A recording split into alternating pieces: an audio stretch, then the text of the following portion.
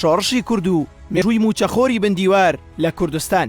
سەلاح ڕەشید لە کتێبی شەڕی ناوخۆی کورددا دەڵێت شەڕی نێوان مەکتەبی سیاسی و پارتی کە دەکاتە هەردوو باڵەکە لە کۆتایی ساڵی 1966دا سەری هەڵدا، بەڵام شەڕە گرنگ و قورسەکانی نێوانیان لە ساڵی 1967دا دەستی پێکرد. لە شەڕێکدا لایەک باڵا دەست دەبوو و لە شەڕێکی تردا لاکەی تر باڵا دەست دەبوو، بەڵام بە شێوەیەکی گشتی ناوچەکانی ژێردەسەڵاتیان گۆڕانکاریان بەسەردا نەداهات.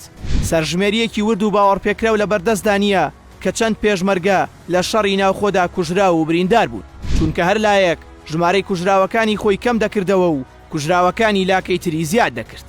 پارتی هەموو هەوڵێکی دەدا تاکو بەسەر باڵی مەکتەبی سیاسیدا سەر بکەوێت یاخود زۆر بەهێزیان بکات. بارزانی بڕیاری لێدانی جاشەکانی 66 دەرکرد، بۆیە لە دەی ساڵی 1967 لەگەڵ هێزی هەڵگورد و چەند هەزارێک پێشمەرگەی هێزی باڵک بەرەو سلێمانی و بەکرەجۆ کەوتنە ڕێ تاکو مەڵبەندی گشتی جاشەکان پاک بکەنەوە. لە ماوەی شەڕی ناوخۆدا هەردوو باڵەکەی پارتی پەیوەندیان بە بەغدادەوە هەبوو و چەندین جۆر یارمەتیان لێوەردەگرتن. ئەگەرچی ناوبەناو شەڕ لە نێوان بارزانی و حکومەتدا ڕووی دەدا، بەڵام هیچ لەو شەڕانە شەڕی یەکلاکەرەوە نەبوون، بەڵکو زۆر لەو شەڕانە لە سوودی حکومەتدا بوون، چونکە پارتی مەکتەبی سیاسی کە باڵی ئیبراهیم ئەحمەد و مام جەلال دەکات ئەوانیش هاوکاری حکومەتیان دەکرد و ڕژێم هاوکاری مادی و سەربازی تاڵەبانی دەکرد بۆ ئەوەی توانای شەڕی هەبێت لەگەڵ بارزانیدا. بەپێی سەرچاوەکان هێزی تاڵەبانی لە نێوان 2000 بۆ 4000 کەسدا دەبوون. بەغدادیش مانگانە 14 دینار موچەی بۆ هەر یەکەیان بڕی بوویەوە.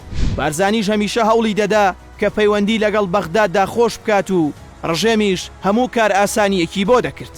لە کاتی شەڕی ناوخۆی کورددا هەردوو باڵەکە لە بەغداد بڵاو کراوەیان هەبوو کە چالاکیەکانی خۆیان تێدا بڵاو دەکردەوە و خۆیان بۆ بەغداد دەنواند و نمایشیان دەکرد. باڵی بارزانی ڕۆژنامەی ئەتاخی هەبوو و باڵی تاڵەبانی ڕۆژنامەی ئەنور.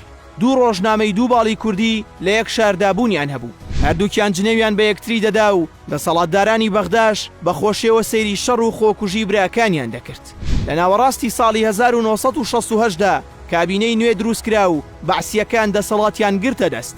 نوێنەرانی هەردوو باڵە کوردیەکە لەوێ ئامادە بوون. سەرڕای ئەوەی نوێنەرانی بارزانی بڕیاریان دابوو بکشێنەوە، چونکە وەزیرێکی سەر بە باڵی تاڵەبانی لە کابینەکەدا بوونی هەبوو بە ناوی تەها محیەدین معروف، بەڵام تا بەیانی ئاداری 1970 بە فەرمی نوێنەرانی بارزانی وەک وەزیر مابوونەوە و دەوامیان نەدەکرد. محسین دزەیی یەکێک بوو لە وەزیرەکانی باڵی بارزانی و هەروەها ئیحسان شێرزاد یەکێکی تر بوو لە وەزیرەکان کە هەموو ئیمتیازاتەکانی وەزیریان هەبوو و دەوامیان نەدەکرد. بەپێی گێڕانەوەکانی محسین دزەیی تا بەیانی ئاداری 1970 پەیوەندی فەرمیان لەگەڵ ڕژێم هەبووە و وەزیریان بە فەرمی لە کابینەکەدا هەبووە، واتە تا ساڵی 1970 هەموو ئیمتیازاتێکی وەزیریان هەبووە بەبێ ئەوەی هیچ ئەرکێکیان هەبوو بێت و هیچ ئامادەبوونێکیان لەوێ هەبوو بێت.